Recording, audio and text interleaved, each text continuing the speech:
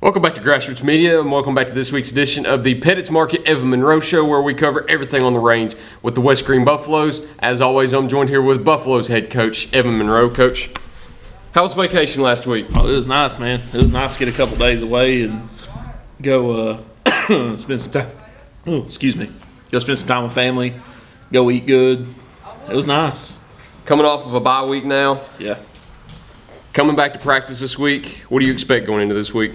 I know we've got Sullivan East this week. It's an on-conference game. Senior night.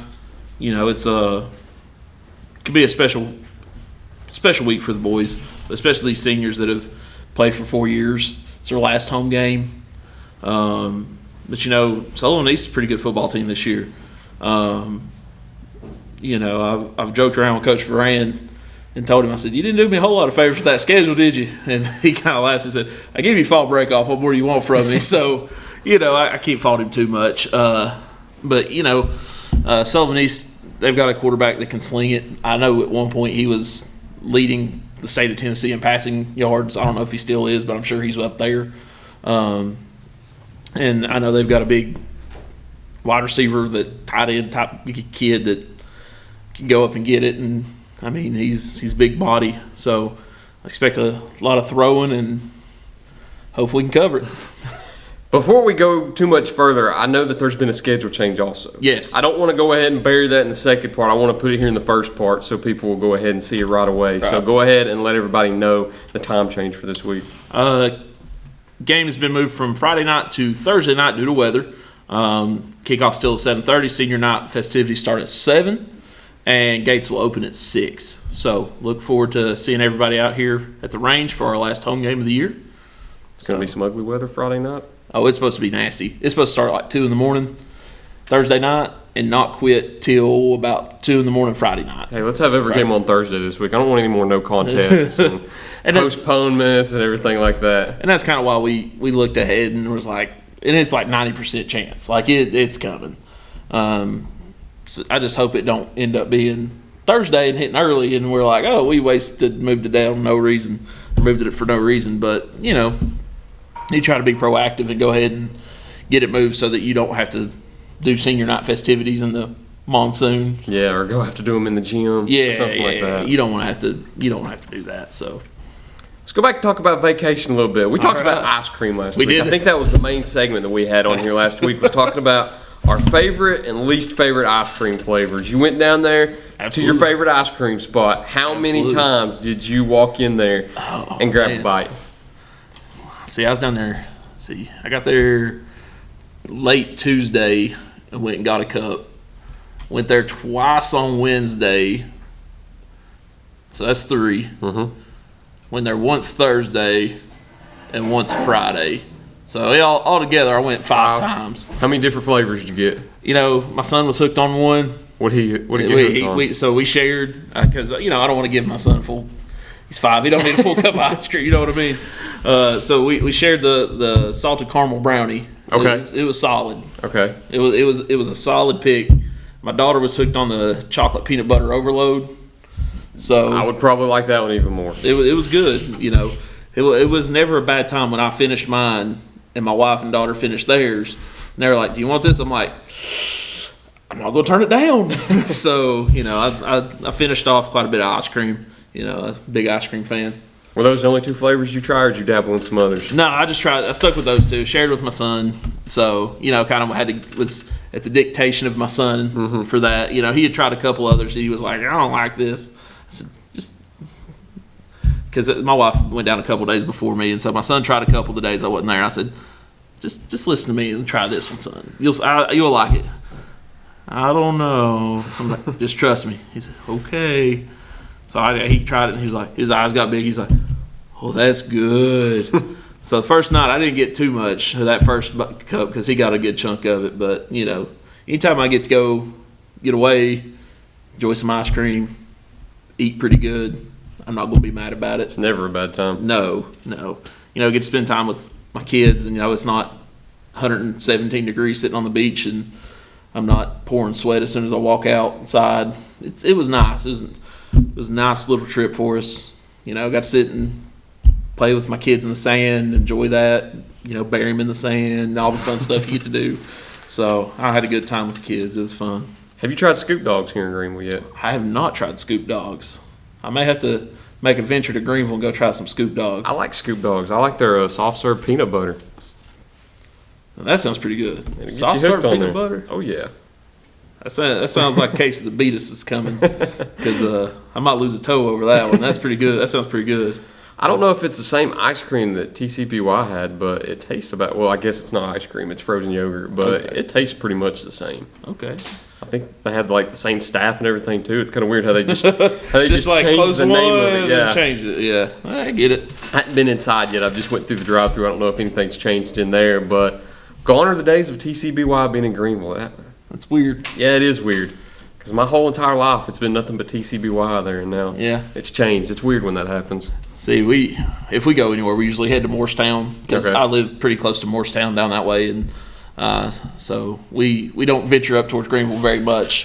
But I may have to venture that way just to go try some ice cream. It's good. I'll peanut butter sauce serve. You've got my interest now. I'll pique your interest on that a little bit. Hey, I'll take it. But I think that's all we got on the first half, though. We've talked about the schedule change, talked about the many different ice cream flavors you had to dabble in at the beach. Enjoyed vacation a little bit. Back here in Greenville now, back to being on the range. We'll go into this half, talk about Sullivan East a little bit more, but we need to take a break first. So we'll be right back after these messages on Grassroots Media. Remember those days when life was simpler and every corner held a treasure just waiting to be discovered?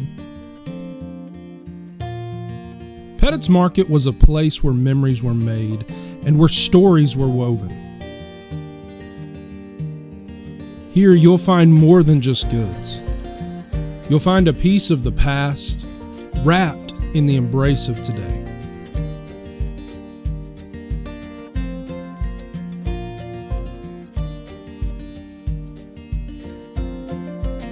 Pettit's Market is where neighbors become friends, friends become family, and good food and love holds everything together. So step inside, make memories, eat good, and leave happy. Pettit's Market, the little store with a big welcome. Pizza Inn's new Right Way Buffet is open and ready for you and your family. Now with new garlic buttery crust and stuffed crust pizza, along with salads and desserts. It's the best part of your day. The all-day, everyday buffet. Only at Pizza Inn Greenville. Welcome back to Grassroots Media, and welcome back to this week's edition of the Pettit's Market Evan Monroe Show, where we cover everything on the range with the West Green Buffaloes. As always, I'm here with Buffaloes head coach Evan Monroe. So we talked about it a little bit in the first half. Game's been moved up. Yep. Play Sullivan East on senior night. Yep. You already know what they're going to do coming into the game on offense. They're air raid to a T. Yes. We kind of joked about it as we walked in here today. They're about as air raid as a Mike Leach coach team. They are. They still can run the ball, though. They've got a little running back that they'll run zone.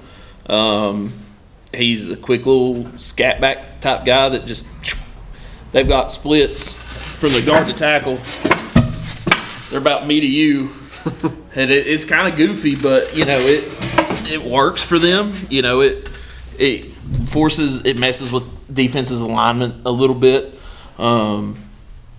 It kind of gives the quarterback a little more time in the pocket if you're coming off the edge.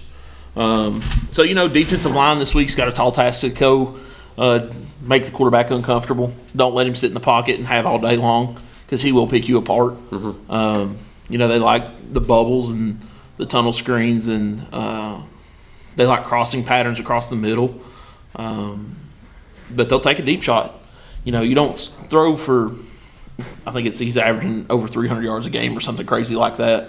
You don't do that without a deep shot here or there. But his air raid philosophy is you don't have to be 50 run, 50 pass to be balanced. It's get the ball to your athlete, let them go make a play, and it's worked well for them this year. They're sitting pretty good in their region. That's a tough region to be in. You're with Greenville, Elizabethton, Northview. Then you got Granger Volunteer and Cherokee in that mess too. And so each week you're playing a pretty decent football team.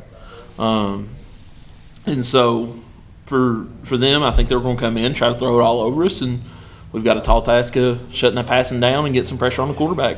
What do you expect them to throw at you on defense? What are kind of their base formations that they run out of? Defensively, they will usually have – it's kind of a 3-4 look. Okay. But they'll kind of walk those outside linebackers up, kind of like a 5-2. They may split one out to cover the slot or, just a little adjustments here and there. But base is a 3-4.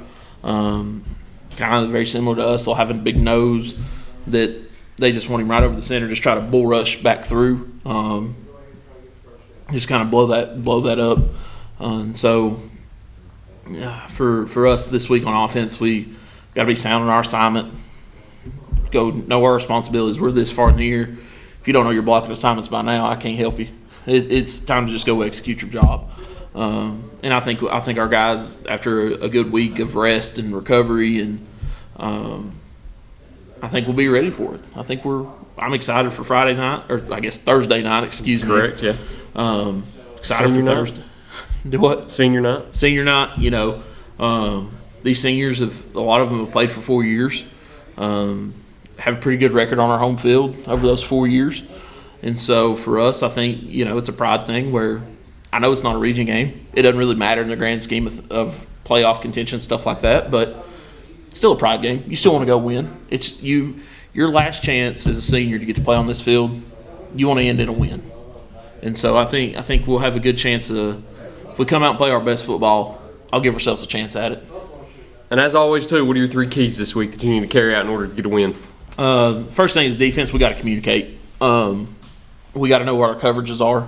We got to be able to check, know, because they do a lot of motions and they'll send a guy out into the flats from they'll go 2 running backs and they'll send the backside one out to the flats on a little flare screen. You got to be able to communicate what they're doing.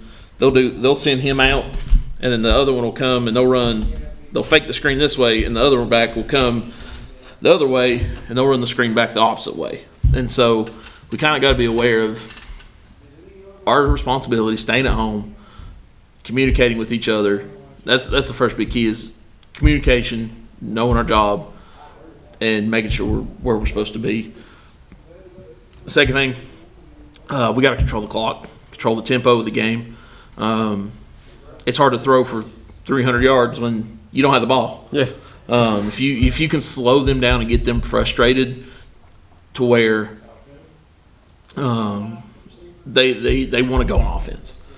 They want to be on offense so they can score. Which everybody does. Everybody likes to score. But, if we can control the clock, control the tempo of the game, don't let it turn into a boat race, I like our chances there. That's a big key for us. Control the clock, control the tempo of the game. Don't let them have a ton of possessions. And so that leads me to the third key is taking care of the football. If we got to take care of the football. Past couple of weeks, we've let turnovers kill us. I think at Hampton we had 5, and you're not going to beat anybody with that many turnovers. I think we had 4 in the first half, 1 in the second half. And anytime you have that many turnovers, you're not going to beat very many people. And so this week we've got to take care of the football. We'll edit that out. But as always, those are the 3 keys that you need to win every game. Absolutely. And, can I add a 4th key? As always. Score more points. Score more points than the other team. If we can do that, we'll win. All right, that's all we've got today. You got practice coming up in just a minute now. It looks like you might get a little wet out there, so stay dry. Stay warm. Coach Greenlee looks like he's trying to stay warm over here. He's got a toboggan. He's dressed like You bunch of sissies. We'll end it on that right there, Coach. I appreciate it. Have fun out there at practice today. Thank you all for watching this week's edition of the Pettit's Market Evan Monroe Show. Look forward to seeing you next time here on Grassroots Media. Go Buffs.